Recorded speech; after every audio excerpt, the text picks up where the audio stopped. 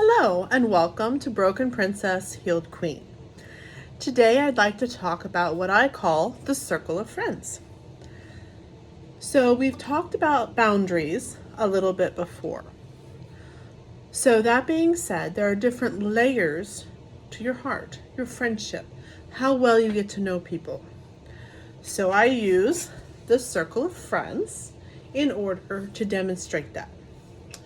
I apologize, my marker was dying, so these are not the thickest lines. So the very center line, the absolute smallest one, those are going to be the people who are the closest to you. Perhaps a best friend, a sister, maybe a parent, people who you trust no matter what to be there through thick and thin, people you are there for as well, and people who would be there at the drop of a hat if you called them.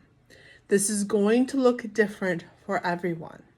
And I do want to make sure I point out that just because someone is a blood relative or you have known them for a long time does not mean they belong in this inner circle. This is all about trust and relationship.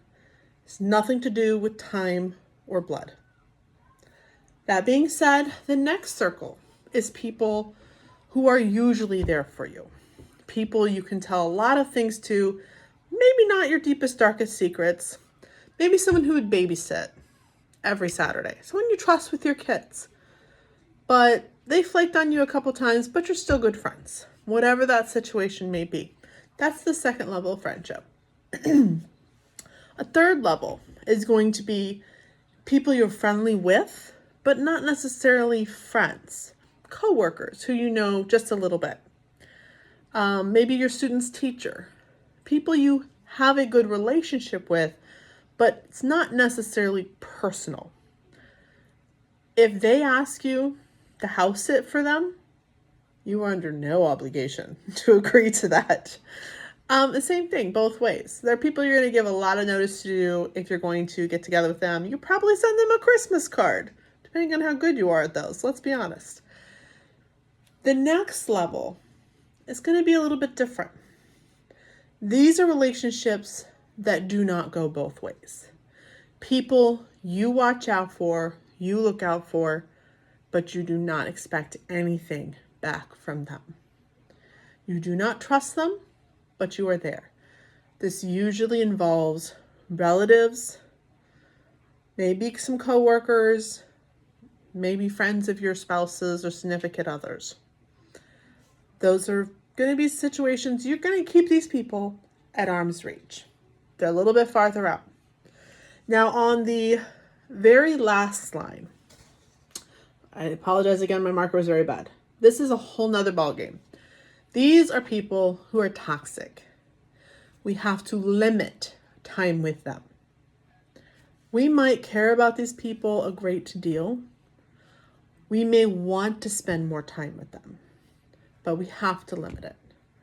These may be the people you don't answer every time they call. You wait and listen to the voicemail and see what's going on, and then you call them back. Or text. Let's be honest, some people don't leave voicemails. But it's good to keep them more than an arm's reach way. You need to be in a good headspace yourself before you can talk to them. You may decide you only talk to them once a year. You may have to cut ties completely for your sake or for the sake of your children. But you have to be aware of what that situation is before you can deal with it, before you can set that boundary. And it doesn't mean you need to treat them unkindly. It's simply saying, I am not in a good place right now to talk to you. Your problems are your problems. And that's one of the things that boundaries is all about. It's about not making your problems my problems so that I can focus on my problems. I don't need to get worried about yours. I don't need to stress out. I don't need to take that burden on when it is not mine.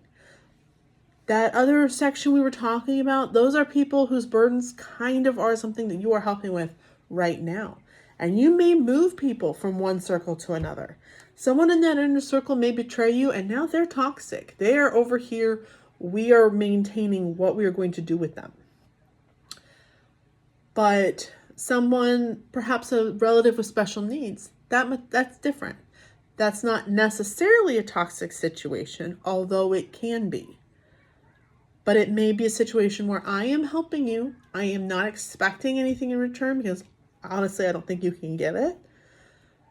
But that's a situation is different than the toxic situation. I'm not only giving without expecting to receive, you are actively taking my time, my peace, my sanity, and I am having to limit that so that I can still be who I need to be. And for those who have a faith tradition, you can still practice your faith tradition and have boundaries. Because that is what about, we can't give what we don't have if we gave it away already. So the people who do rely on us, minor children, disabled people who we are helping, students, those are situations where we do need to give without receiving. But if all my relationships are ones where I give without receiving, I'm going to have compassion fatigue, I'm going to be burnt out, and I'm not going to be able to give anything to anyone. So that's why we need those inner circles where we give back and forth evenly so that I can be refilled. We have to have a balance of relationships so we're able to do that. So then I have these little dots on the outsides, if you could see those. Those are that random person we run into in the grocery store who we smile at and we tell them, have a great day. There is no relationship. Very likely you will never see them again, but it does you no harm to be friendly and kind. There's no need to be rude to every person we meet. Sometimes we do it unintentionally because, let's be honest, we had a bad day. But the goal is to send positive vibes to every person that we meet. Thank you for your time. Don't forget to like and subscribe, and you can do this.